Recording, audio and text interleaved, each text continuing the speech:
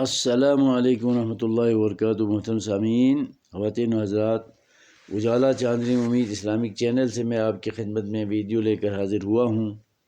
اس video میں آپ کو بتانا چاہتا ہوں کہ قرآن کریم ایک معجزہ ہے ہر لحاظ سے، بالخصوص یہ فصاحت و بلاغت کے اعتبار سے معجزہ بنا کر اللہ نے اسے نبی مکرم خاتم النبیین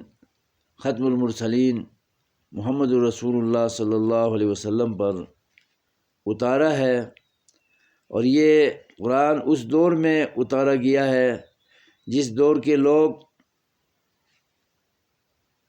عربی زبان میں مہارت، فصاحت، بلاغت کی چوٹی پر ہونے کے دعوے دار تھے، اور واقعی وہ فصاحت و بلاغت پر مبنی گفتگو کیا کرتے تھے، اور اس پر وہ ناز بھی کیا کرتے تھے،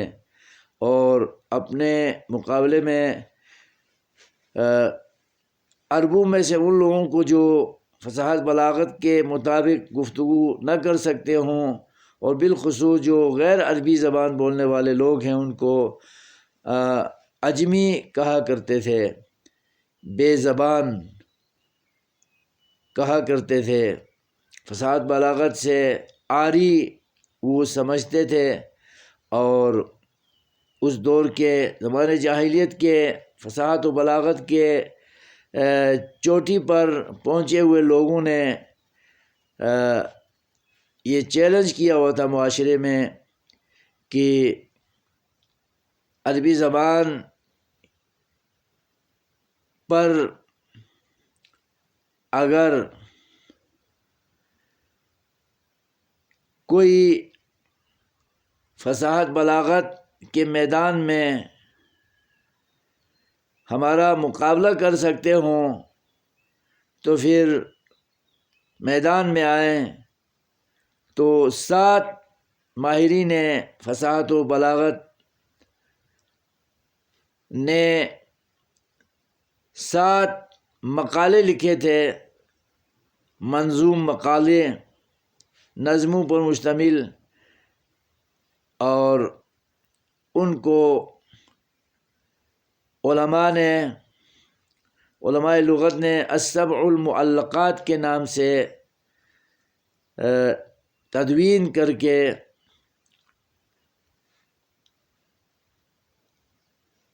دنیا کی ساری لائبریریوں میں موجود ہے، اور اسلامی مدارس میں، یونیورسٹیوں میں اور معاہد میں، تعلیمی درسگاہوں میں لغت دانی کے حوالے سے اس کتاب کو زیر نصاب رکھ کر بڑے اہتمام کے ساتھ اس کتاب کو پڑھایا جاتا ہے، اور بڑی فصاحت و بلاغت پر مبنی منظوم کتاب ہے۔ یہ زمانۂ جاہلیت میں خانہ کعبہ کی دیوار پر لٹکایا تھا، آویزاں کیا تھا چیلنج کرنے کے لیے۔ تو پھر اس دور میں اللہ نے قرآن کریم کو اتار کر ان کے چیلنج کو پسپا کیا تھا، اور قرآن کریم کی فصاحت و بلاغت کے آگے وہ زیر اور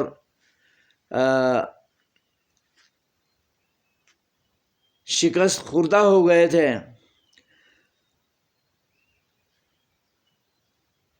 وہ شعر و شاعری پر بہت نازاں تھے۔ زمانۂ جاہلیت کے عرب، اللہ نے قرآن کریم کو اگرچہ یہ نظم اور شعر پر مبنی کتاب نہیں ہے، نثر ہے، لیکن ان کے شعر میں جو قافیہ بندی ہے، جو وزن اپنایا گیا ہے، ان دونوں چیزوں کو اللہ تبارک و تعالیٰ نے منثور کلام کے اندر ایسی شائستگی کے ساتھ جوڑ دیا ہے کہ اس کو سن کر لوگ قرآن کریم کے گرویدہ ہو جاتے ہیں اور اس کی فصاحت و بلاغت کے آگے ڈھیر ہو جاتے ہیں۔ یہ اس کا کمال اعجاز ہے، یہ اس کا معجزہ ہے، جس نے عربی زبان کے چوٹی کے ماہرین کو فصیح و بلیغ ہونے کے دعوے دار لوگوں کو پسپا کر دیا تھا اور کہنے پر مجبور ہو گئے تھے کہ ما ھذا قول البشر، یہ کسی انسان کا کلام نہیں ہو سکتا۔ تو اس کی فصاحت و بلاغت نے قرآن کریم کی تصدیق کیے بغیر اللہ کا کلام ہونا مانے بغیر وہ نہ رہ سکے۔ اس لیے ہمیں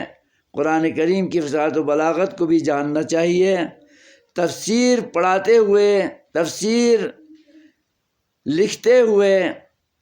اور تفسیر پر گفتگو کرتے ہوئے قرآن کریم کی فصاحت و بلاغت کو اگر بیان نہ کیا جائے،